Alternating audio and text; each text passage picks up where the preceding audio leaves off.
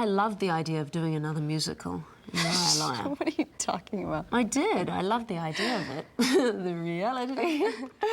The problem with musicals is that you've got to do a lot of dance numbers, and I was very pregnant at the time. I was like 8 months pregnant. What is it good for? Absolutely nothing. Yeah, war.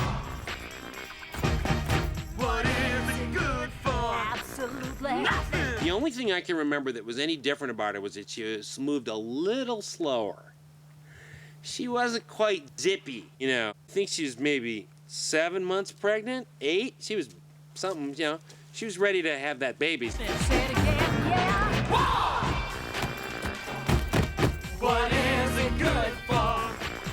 Nothing. Say it again. Ted and I were just at our wits' end. I mean, Ted is a great dancer, but he and I, in that war, what is it good for? Even the director was just tearing his hair out because we were so hopeless. And Ted and I were just starting to laugh in the end because there was nothing we could do. War. It ain't nothing but a heartbreaker. War. Friend only to the undertaker. It was the first day of shooting of that episode, and Lucy and I had to do dance and sing, and she was the lead in that song.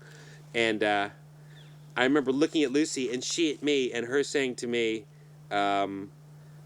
something I'd never heard her say in any other episode. She goes, "This is really hard. I'm having a really hard time." What is it good for?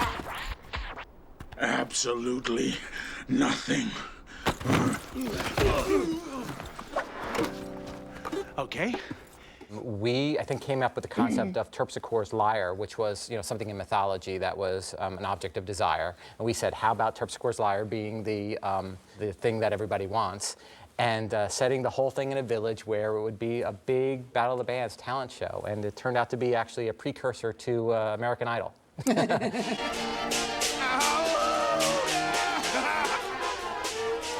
Oh, Gabrielle, sign them up. Kill me, please.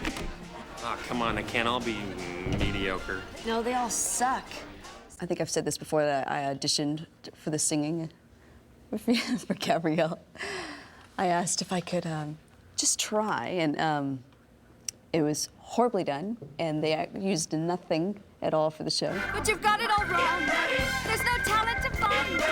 If this concert's too big, I'll go out of my mind. You gotta sing, really gotta sing. I remember going to rehearsals thinking when it started, oh, a musical, I can sing. You know, dance, I can do a couple steps, big deal. Well, I'll tell you, it was really hard.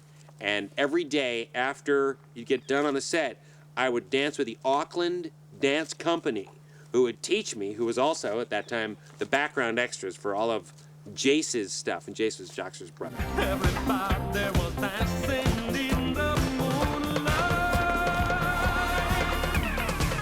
Well, Joxer, in almost every episode we write, is the big comic foil. So, So a comedy and a musical. What are you gonna do he was a without natural. Joxer? He was a natural fit. And I think we'd already written the Jet character in another episode in King of Assassins, so we wanted to bring it back and do Jace. Another We one of actually, if we'd Joxer's gone for a brothers. few more seasons, who knows how many other Jays there would have been in the family. Uninhibitedness runs in my family. Joxer, Yeah? you're trying too hard again. Right. I'll go get Jace. Come on, girls. Gabrielle seemed annoyed that Jox was hot for that Amazon chick. Yet you didn't want him for yourself. What's up with that, hummingbird? See, I think that Gabrielle loved Joxer, but Xena was her soulmate. But it's that whole thing of, they had this kind of love-hate relation. Not hate, it's a bit strong, but there's definitely a love between Gabrielle and Joxer, and just seeing him move on, I have to admit, I thought it was kind of strange seeing you with her. It's only because I'm so used to your, being around me and that kind of thing. Mm-hmm. Like a puppy dog. So that is the unrequited love, and I think Gabrielle was used to being adored by Joxer, and it was quite interesting for that adoration to go elsewhere, and for her to realize that Joxer was important to her in his own way. You mean a lot to me. Okay. So what are you doing tonight? Not a chance in Tartarus. Right, because I have lots to do as it gets later.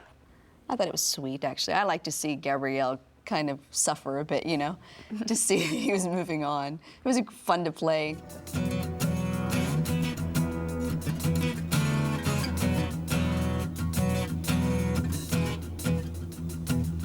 Joe LaDuca, the brilliant composer for Xena, the entire series, and for Hercules as well, I believe, had notions of things that he wanted to do, but at the same time we were trying to tell a story. One couldn't sort of lead the other, which was the dog, which was the tail.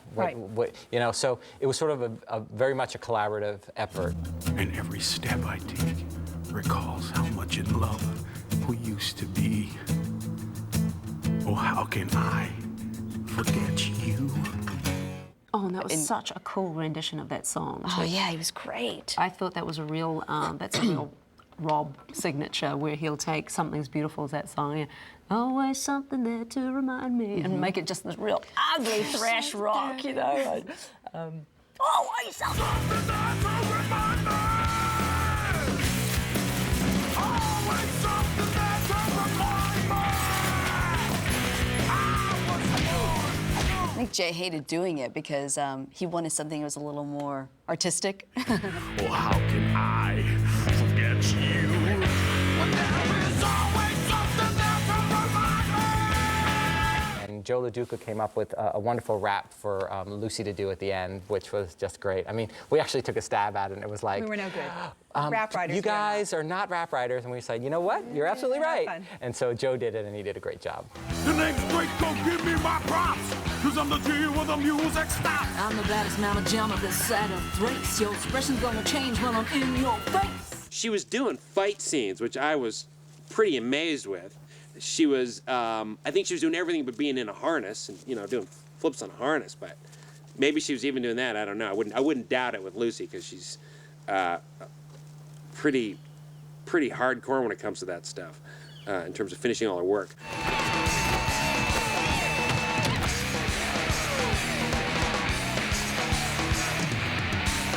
This was a show about tolerance for all kinds of different things, tolerance of different kinds of people, tolerance for different kinds of situations, and one of them is a family, tolerance of different kinds of families. And so Cyrene came in with the attitude of, no, a baby has to have a father. That's just the way it's got to be. You raised me on your own. A test that would have been much easier with help. I have help, Mom. You have now. We had a story for Gabrielle with Draco. We had a story with Joxer and the Amazon. And Joxer and Jason, that's how and Joxer and Jace. Yeah. Such an easy thing it should be. Why can't you and me learn to love one another? Oh, He had a bunch of real kind of splashy Vegas stuff to do. So every day after work, I'd go to the Auckland Dance Company, and I would be humbled and humiliated for 2 hours as these guys would fly and flip, and I was stumbling to get my steps down. And the singing was a little easier, but it was still tough. people everywhere just wanna be free. Can't understand, it's so simple to me. People everywhere just got to be free. It was the last episode for quite a few of our key crew members before they moved on to Lord of the Rings. Oh, that's right. That's why I was there. It was a really emotional adjustment for us. I mean, these were family members that had been with us from the very beginning and were very difficult to say goodbye to.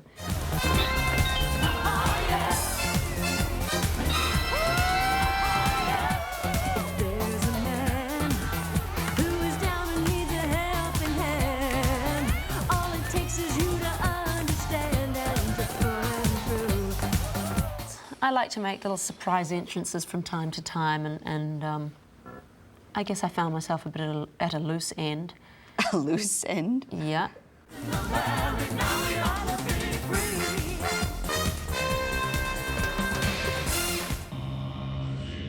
This was a cast of people who enjoyed what they were doing and could find levity in the moment, and it was a fun episode. I mean, that's what it was designed to be. Let's have some fun here. Let's stretch our creative muscles. Let's let people sing and dance and have fun. And I think the closing credits sort of summarized all that.